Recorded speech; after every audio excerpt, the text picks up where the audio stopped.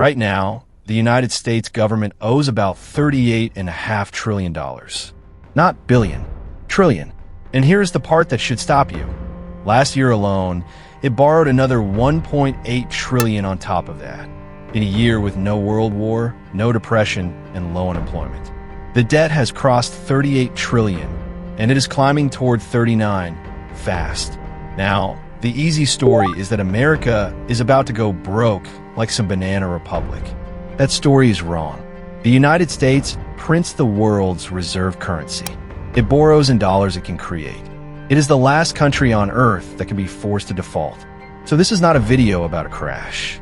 It is about something stranger, a machine that lets the richest country on Earth borrow forever and the quiet price it pays for doing it.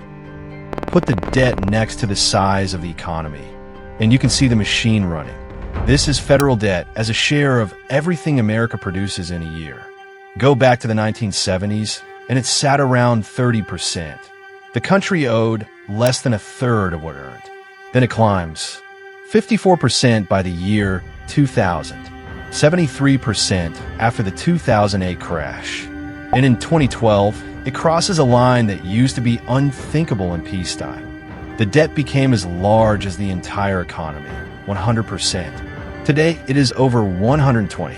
The line only really bends one direction. Recessions push it up.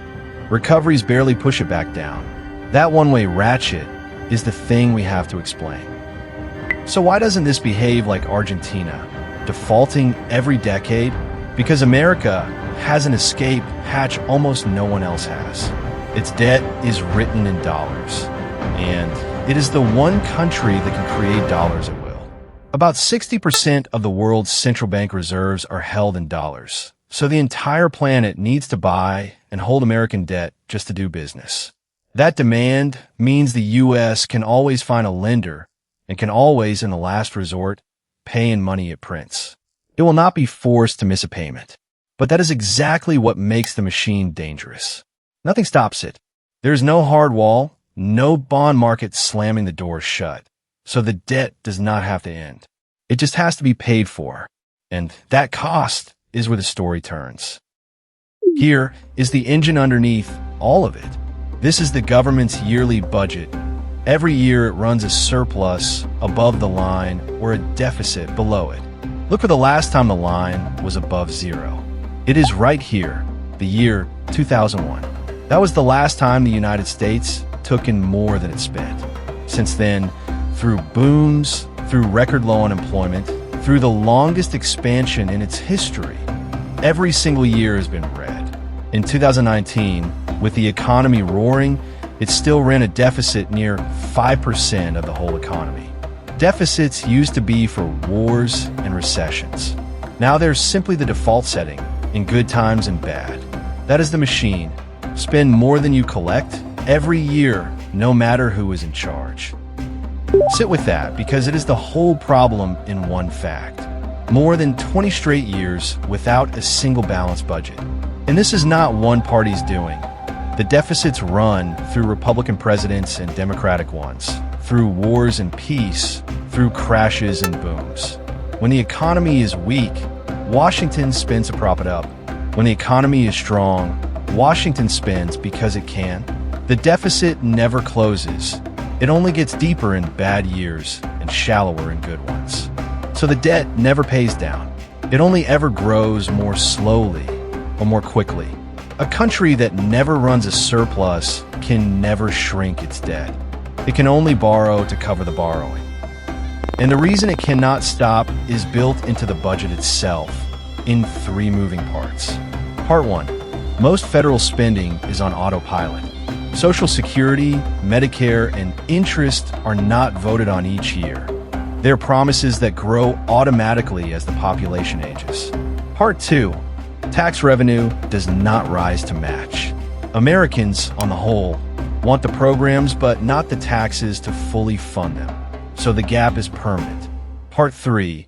That gap gets filled with new borrowing, which adds to the debt, which raises the interest bill, which widens the gap again. Autopilot spending, revenue that will not catch up, and a debt that feeds on itself. Round and round. The faces in Washington change. The machine does not. For a long time, none of this seemed to hurt, and there was a reason. After 2008, interest rates were near zero. The government could borrow trillions almost for free. In 2015, the entire interest bill on the national debt was about $220 billion. Cheap. Ignorable. Then rates went up. By 2024, that same interest bill had hit around $880 billion, nearly quadruple in under a decade. That is now more than the United States spends on its entire military. The debt sat quiet for years because money was free. Money is not free anymore. And that one change is about to rewrite the whole budget. Watch what that does as a share of the economy. This is the interest bill measured against everything the country produces. In 2015, it was near its lowest point in modern history, about 1.2%, the free money era. Now look at the right edge. It has climbed back to 3%, brushing the record set all the way back in 1991 and still rising. Here is why that line matters more than the debt itself. Every dollar spent on interest is a dollar that cannot go to anything else. Not roads, not defense, not research, not tax cuts. It is the one part of the budget that buys the country absolutely nothing, and it is now the fastest growing line in it. Now, is America uniquely reckless? Not exactly, and the comparison is unsettling in both directions. Here are three rich countries' debts measured against their economies. Germany, disciplined, sits around 60%. The United States is up at 120%, and Japan is all the way up here, over 210%, nearly double the U.S., and Japan has not collapsed. So high debt clearly does not force an instant crisis. But Japan is a warning, not a comfort. Decades of that debt came with decades of stagnation, an economy that simply stopped growing. The danger was never a sudden default. It was slowly turning into a country that spends its future paying for its past. The people whose job is to price this risk have started to notice. For nearly a century, U.S. debt carried the top credit rating on Earth, the very definition of safe. Then, in August 2011, the agency Standard & Poor's did something it had never done before. It stripped the United States of its perfect AAA rating over exactly this: the deadlock in Washington and the endless deficits. Fitch followed in 2023.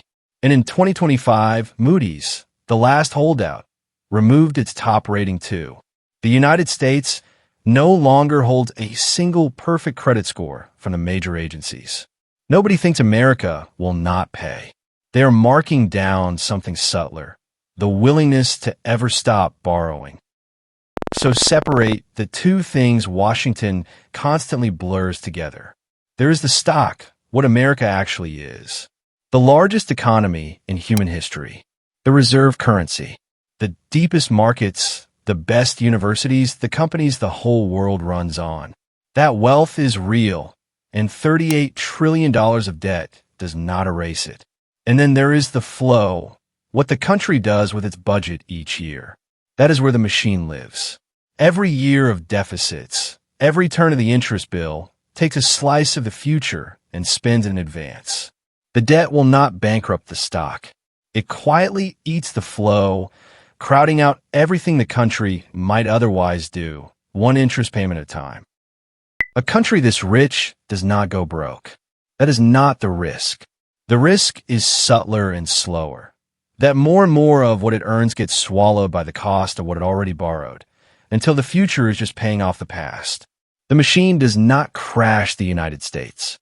It quietly taxes it forever. If you want more of the systems that decide whether a country gets richer or just gets stuck, subscribe, and I will see you in the next one.